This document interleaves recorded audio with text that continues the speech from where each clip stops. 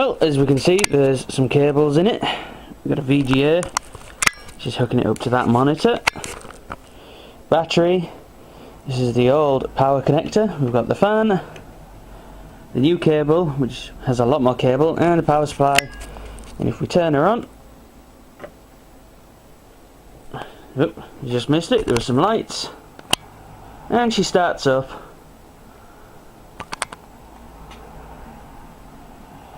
Please insert memory module to slot A. Huh. Well, once again, just for proof of fact, where were the LEDs? Ah, there they are. So, blink.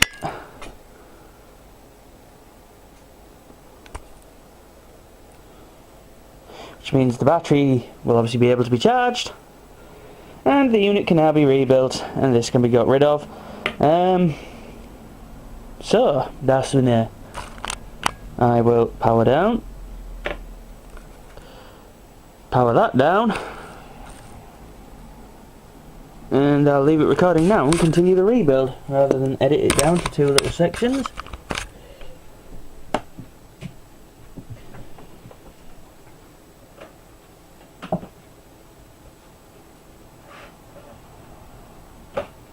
Take the battery out, take that out. Undo the fan, move that out of the way, and we'll put those in. Now it might be a bit more difficult to fit in the case now with slightly bigger cable. I don't know, shouldn't cause too much of a trouble.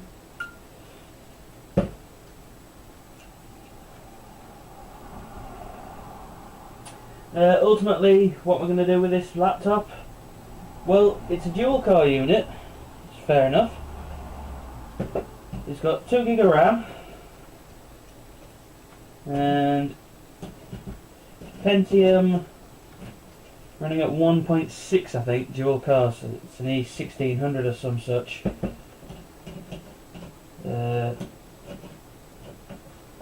Since I've got it apart,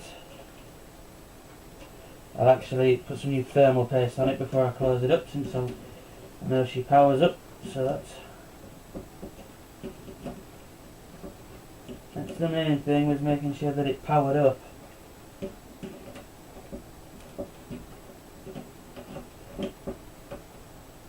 Because there's no point in sticking any thermal paste on something that isn't going to work.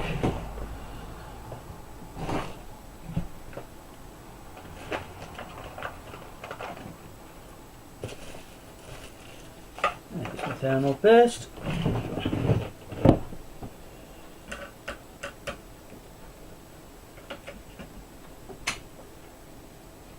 Take the RAM out. All the screws come off the heatsink. They're not fixed in place. There are 2 heatsinks. You can kind of maybe see it, kind of not. You have the processor here, graphics chip there. They're running off 2 separate copper pipes which do join together, and unfortunately with the new power unit we're very close onto the power cable, so I can see this thing probably needing a new power cable in the future again, because the cable is too long and touching the copper pipe. Maybe not, it just nicely lifts off.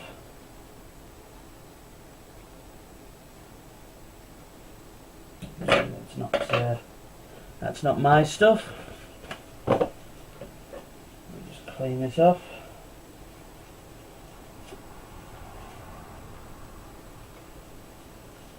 You can use like grease removers and stuff to clean the heat sinks and stuff. Just whatever. I don't care. Tends to make only a tiny bit of difference. And I'm knocking my screws. That's the danger.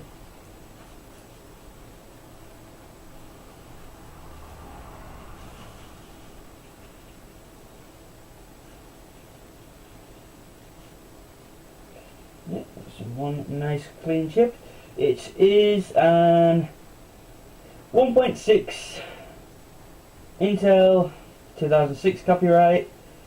The LF80537 T2330 to T2330. That's the number I was looking for. So it's only a basic dual core unit. It's nicely clean. Arctic Silver MX4 thermal paste. Good stuff.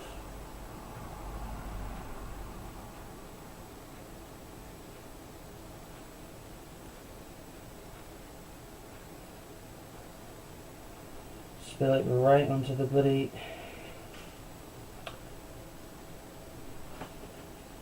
onto the chipset, straight away.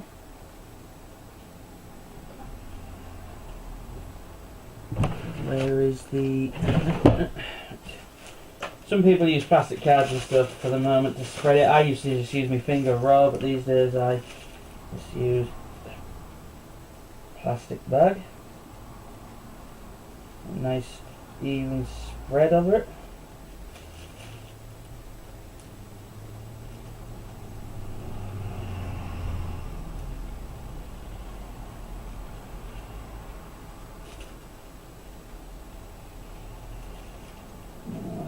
Clean the sides of it.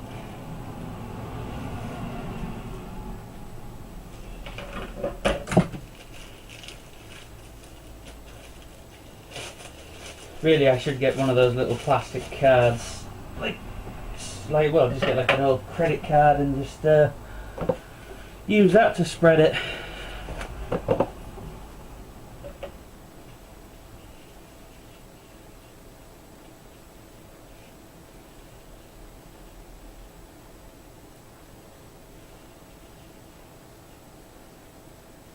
It won't do too much harm if you get some on the other sides and stuff, but doesn't hurt to try and be a little bit neat. Right, I'll now refit the heatsink. Get this aligned nicely so that it sits in the right spot.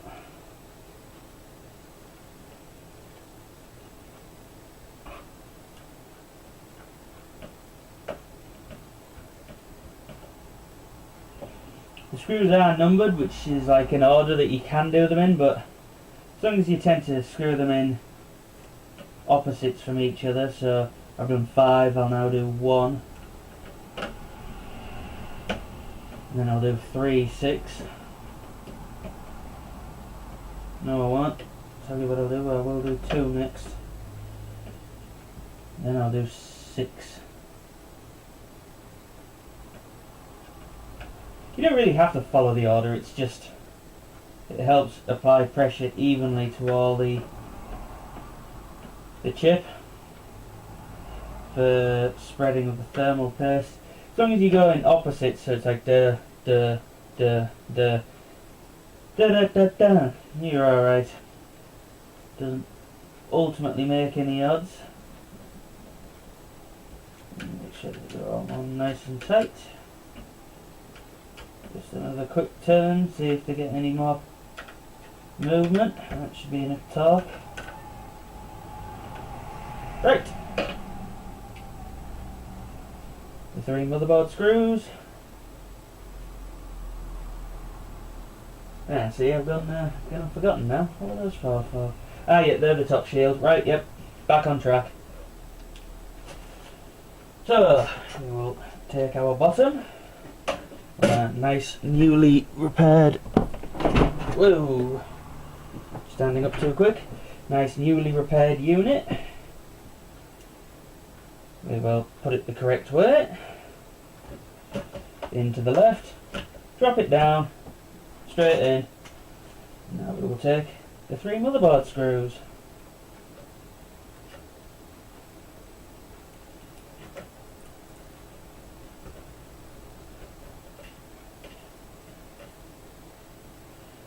No, it doesn't seem to fit.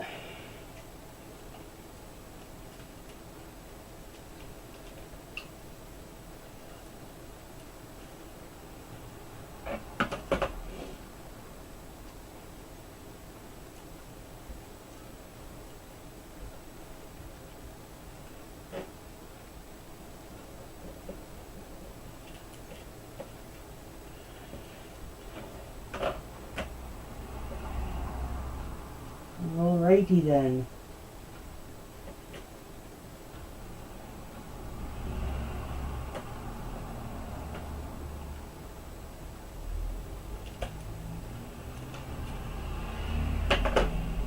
Hold on.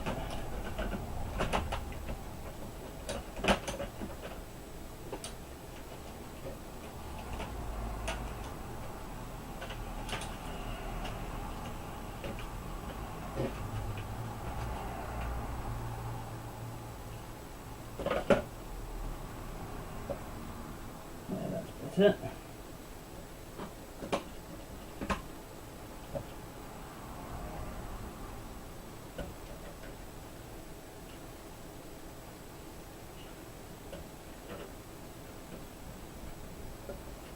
Yeah, maybe I'm using the wrong screw.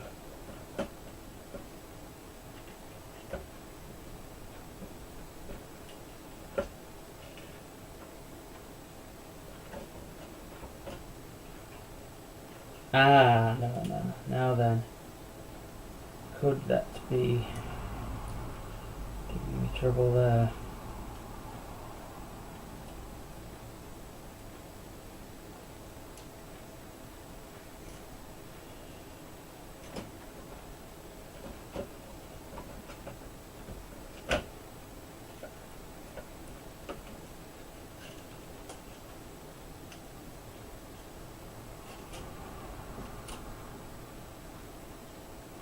Or is it?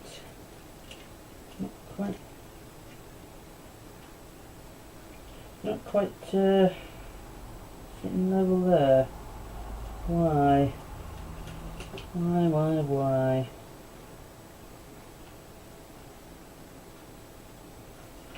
Isn't the power cable? It's probably. Ah, that's why. Radio then. There we go. That got it. I forgot. You can't quite see them, but right next to the two screws down here, there are two alignment pegs. You can feel you can feel that the board's incorrectly because the pegs. You should be able to feel the tip of them. Yeah, there we go.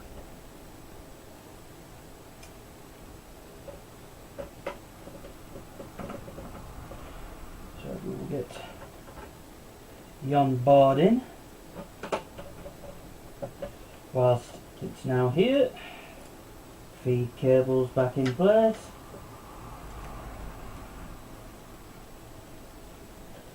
Connect them.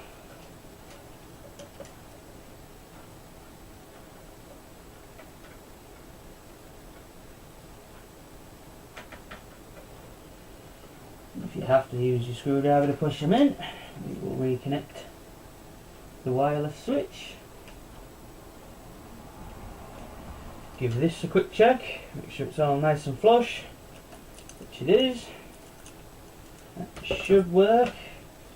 We will reverse in the fan. So put it nice and straight, find your corner.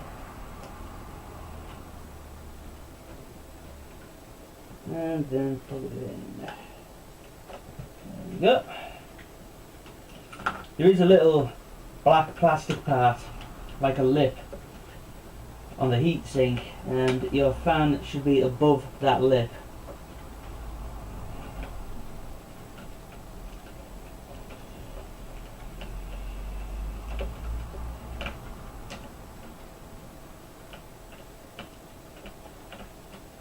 Alright, what's that all about? There we go.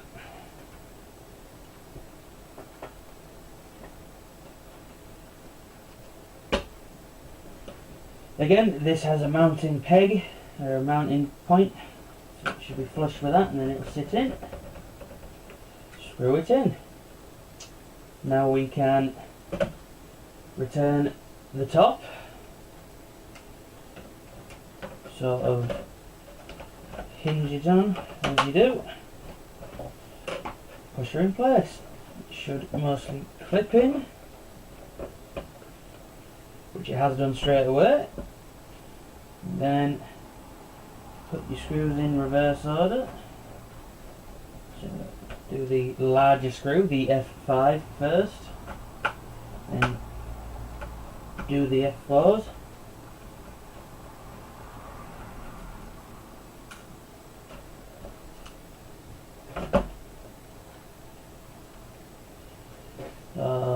Don't tell me it's going to be a bloody pain because of that damn cable.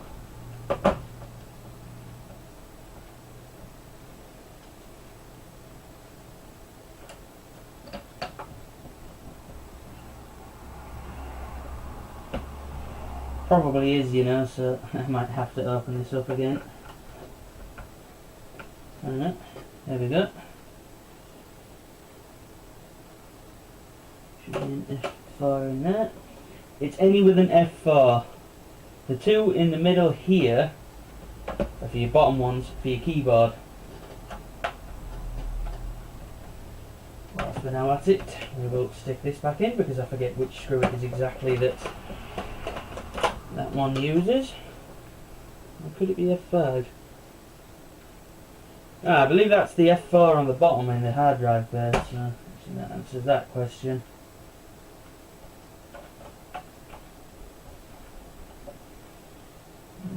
Screw these back in. You can actually skip a step since we're on the top. We can actually put the keyboard in now, and we can drop one of the screws.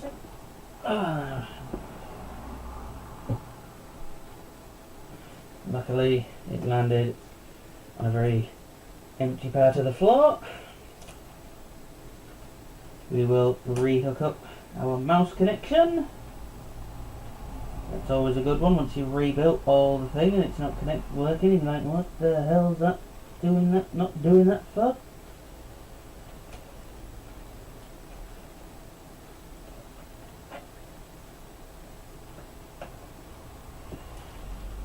Cable. It's always a little fiddly. You'll know it's in line when you disappear, the little white mark disappears from the most part, and that's in line. I will fold it over, sit it in, push her in place till she snaps. And to give it the strength, no, we won't need to do that. We will feed the monitor through actually. And then we can close the lid to feed your cables through. Again, apologies if it's not very close for you guys to see, but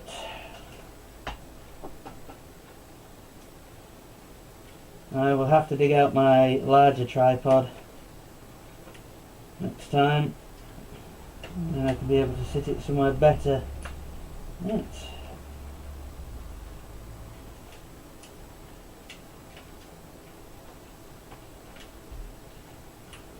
There we go.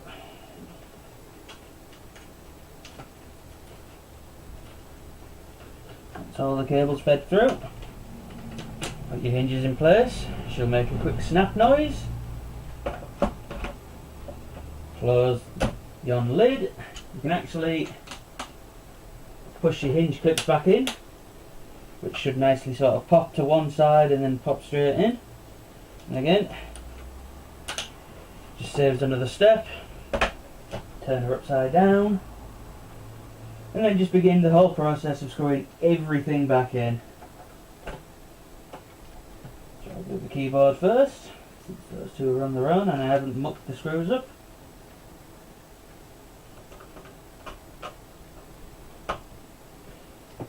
And I'll stick this first one in here.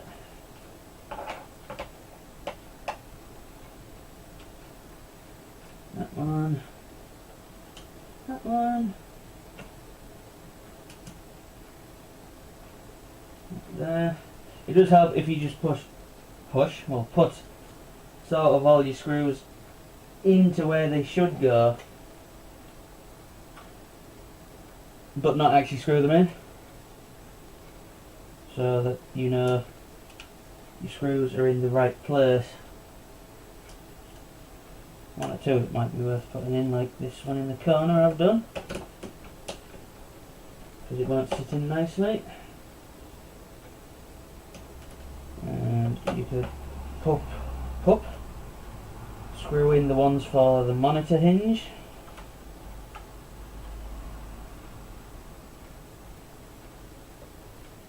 So that's in solid. F4s. The F4s should be small screws. There's two small ones for the hard drive, which probably means that one should be an F4. Yep, because I've knocked it.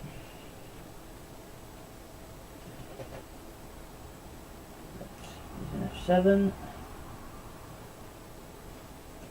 F7. F7. F7. And then, is that my F5 going up there? That's.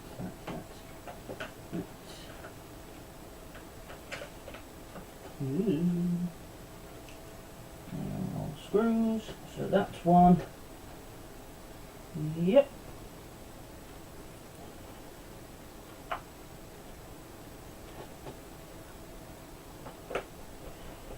Nicely back in order. Now, I do actually have one of the screws that I dropped. It was sat on here.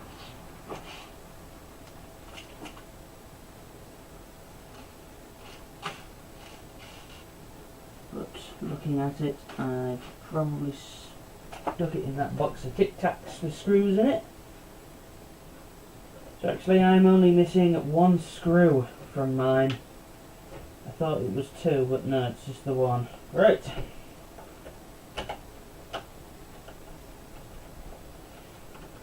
Just go through every screw.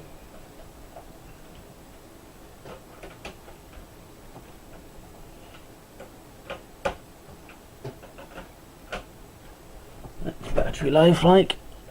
1 bar left. I'll get this done and then I can show it.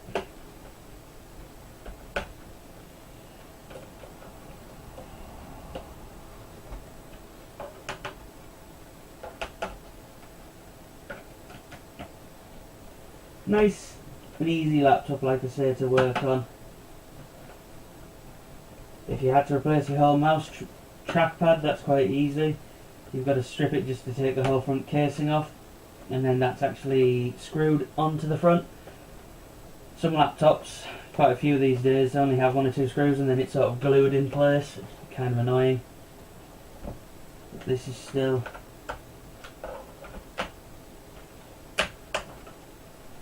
Right, no loose screws. So we will get these cables arranged like this. Plug in the monitor. Screw in the earth connection.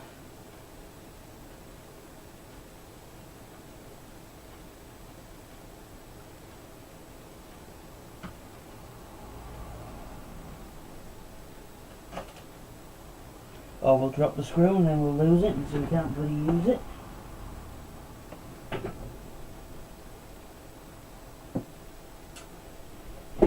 Uh-oh.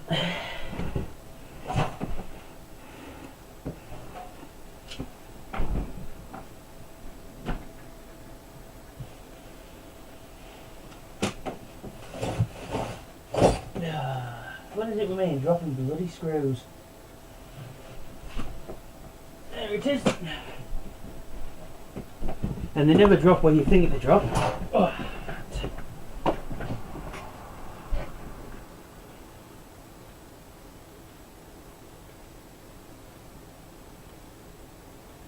That's sometimes the peril of a magnetised screwdriver.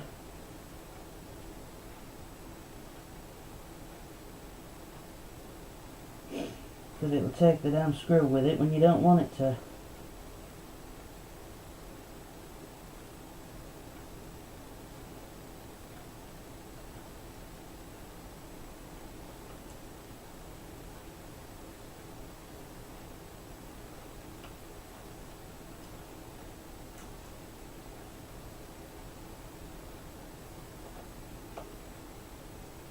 Huzzah! Get that sucker screwed in. Feed the wireless cable through. I've actually found it is easier to have the wireless card out when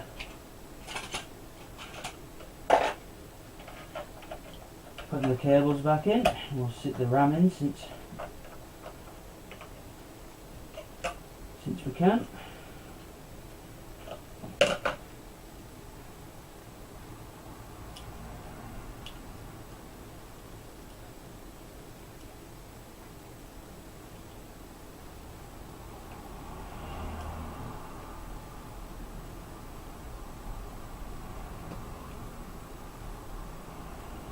Connect up our aerials.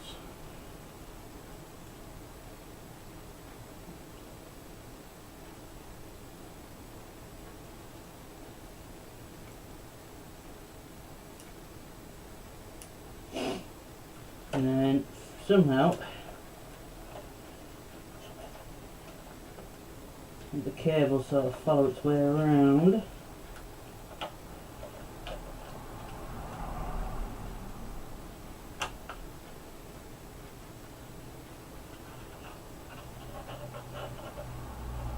Like this. Just running that. Launching back down.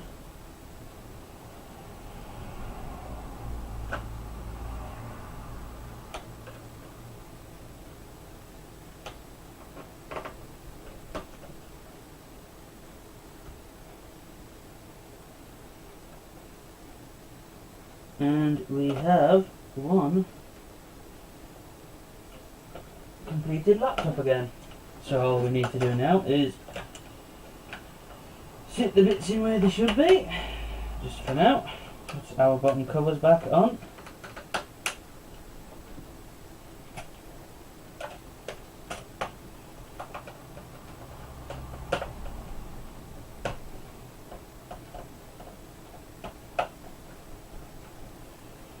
And I've left the screws out for the hard drive caddy. Yes, it doesn't have a unit. I can't remember if I actually said. I haven't got a hard drive in it for the moment. It takes a serial a.k.a. drive, and I do have one spare. So I don't know how much charge the battery holds. It's got 2 gig of RAM. Now, with this now repaired, I was probably just going to actually sell it without a hard drive.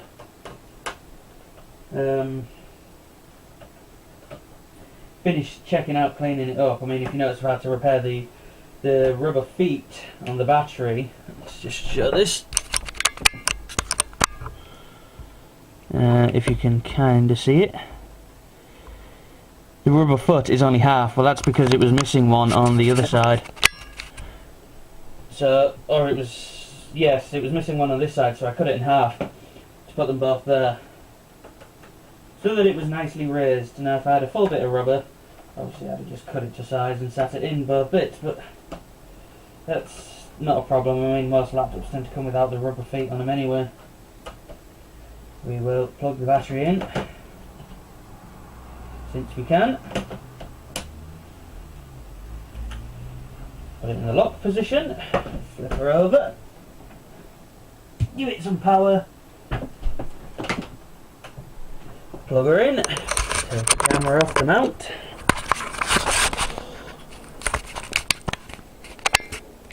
Now it's not giving me any charge light, which probably means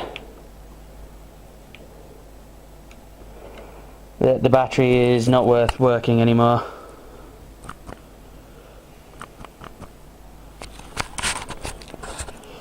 It's certainly not bright enough in here to pick up this screen today, is it? That's better.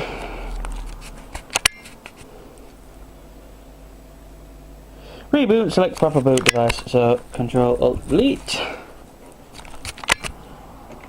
think it was an American megatrend, so F2. Alright. Yep, there we go. 2 gig RAM. What are we on? Whoops. 16. Time's a little off. Could be the battery is going inside. Although it's kept the date. Power on display. LCD plus analog. Advanced USB. Core multi. Inline. Dynamic. Other battery alarm. System beep. Battery. Yep.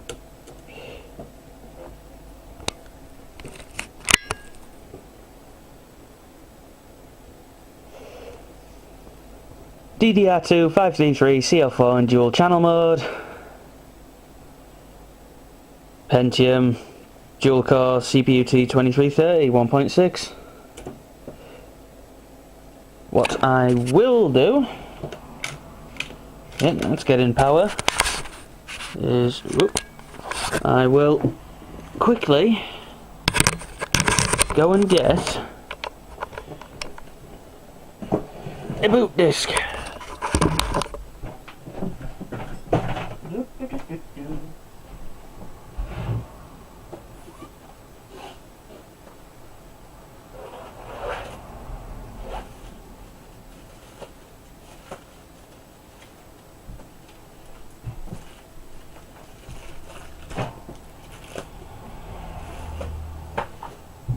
We will check the alignment. We will try Windows XP Live CD Edition. Yeah, a bit annoyed about the battery, but not surprised.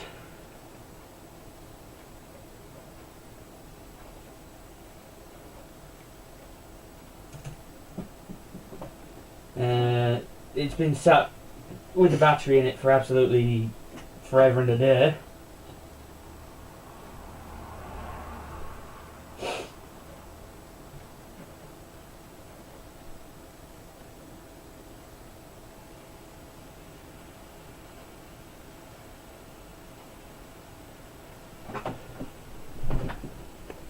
Yep, still recording.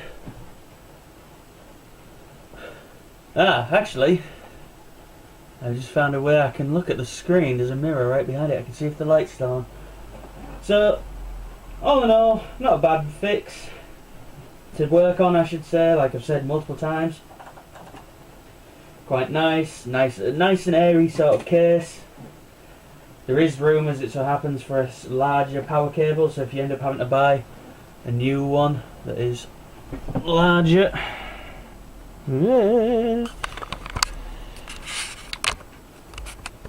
Yes, if you end up buying a new unit that has more cable than this on it, like mine one is, they will fit. I paid about £2 I think for the cable. Minus the battery and the hard drive, that's a fix well worth doing.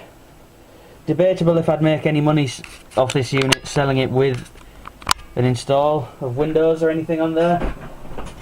I mean, the hard drive, I could probably get a second-hand one for about £10 for a decent 160 gig or something. Battery, I could get a replacement one for about 15 as well. There's actually 3 replacement chargers with this unit because I believe they thought that was the problem, so they kept buying some replacements. But could I make any money on it? Not really. Would it make do as a machine for a family member? Yep, just fine if I did those, but it wouldn't be worth selling. So,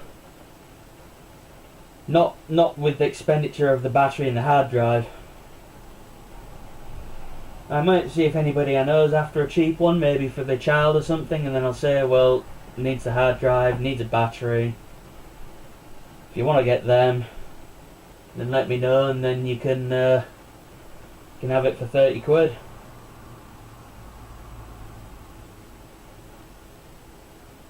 Of course, a RAM upgrade to 4 gig would be nice. It will be 64-bit capable processor. It's a shame that the certificate of authenticity is worn away. I don't have any kind of lights, like a UV light or anything, to look at the sticker and see if I can still see it, so who knows.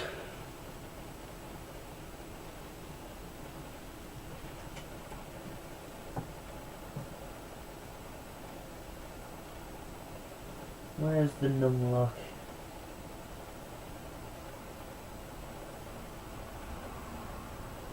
Scroll lock. Yep.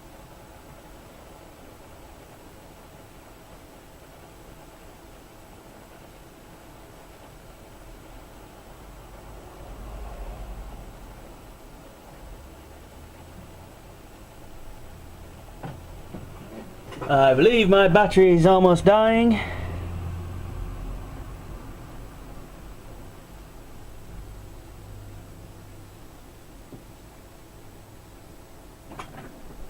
Ah. Now then. That hasn't fixed it. That was running on the battery. Ah. Well, that was a waste of time now, wasn't it?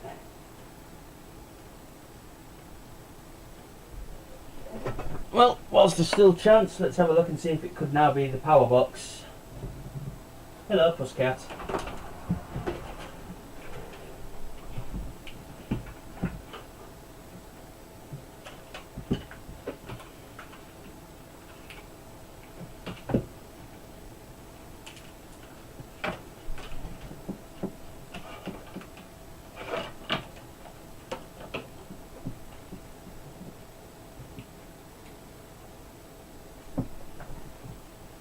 If not, there's something else wrong with it.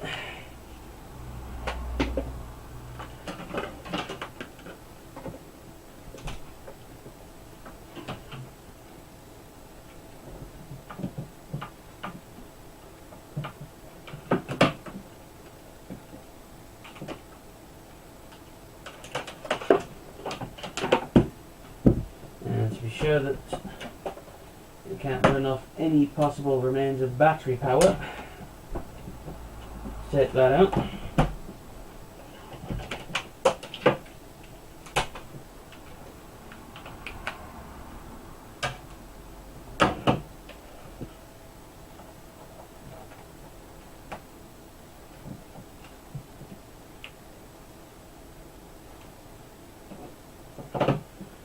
Well then, that's a pisser, isn't it?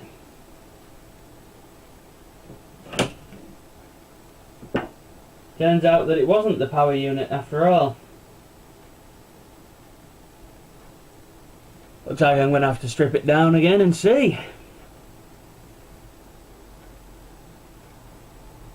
Could be that this was just fine after all, the original unit. Well then. It was a job I wanted to get done anyway. Was the strip down and build up video. Whether there'll be any help, like I say, I don't know. I'm now going to have to look into why this thing still doesn't power up from the mains. Rate, comment, subscribe. Luke me third out.